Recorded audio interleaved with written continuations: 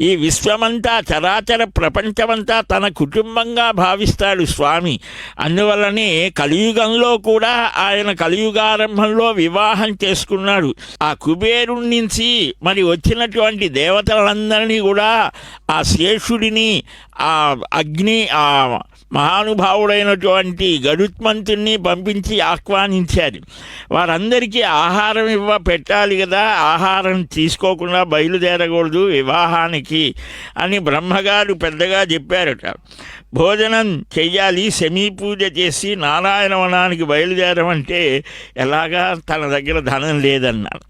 ఇప్పుడు ఎవరిస్తాడయ్యా రుణం అంటే పరమశివుడు చెప్పాడు, రుణం చెయ్యాలి. రుణదాత ఆ కుబేరుణ్ణి పిలిపించాడు. అప్పుడు స్వామి ఆ కుబేరుడు అంటాడు, ఈ చరాచర జగత్తు నీ అధీనం కదయా, నేనేమిటి అంటే బ్రహ్మ జీవిత కాలంలో ఒక్క పగలు గడిచేసరికి నేను 10 అవతారాలు ధరిస్తాను. నా అవతార సమయంలో నేనున్న స్థానం నుంచి డబ్బులు తీసుకురాను. ఇక్కడి అవతారం పూర్తి అయిన తర్వాత ఇక్కడి నుంచి తీసుకువెళ్ళను.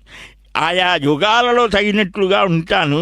ఈ యుగధర్మాన్ని అనుసరించి నాకు ధనం ఇవ్వమంటే, అయితే లోకాచారాన్ని అనుసరించి రుణగ్రాహి శ్రీనివాస రుణపత్రం ప్రామిసరీ నోట్ రాసిస్తే ఇస్తా అన్నారు. సరే రాశారు. కలియుగంలో విలంబినామ సంవత్సరం వైశాఖ శుద్ధ సప్తమి రోజున వెంకటాచల నివాసి ఆ శ్రీనివాసుడనే పేరు కలిగిన నేను తన వివాహ నిర్వహణ నిమిత్తం యక్షేశ్వరుడైన కుబేరు నుంచి రామముద్ర కలిగిన 14 లక్షల బంగారు నాణ్యాలని వడ్డీతో తీర్చే నియమంతో అప్పుగా స్వీకరించాను. వివాహం మొదలుకొని 1000 సంవత్సరాలు ఈ వడ్డీ ధనం ఇస్తాను. దీనికి మొదటి సాక్షి బ్రహ్మగారు, రెండవ సాక్షి పరమశివుడు, మూడవ సాక్షి రావి చెట్టు.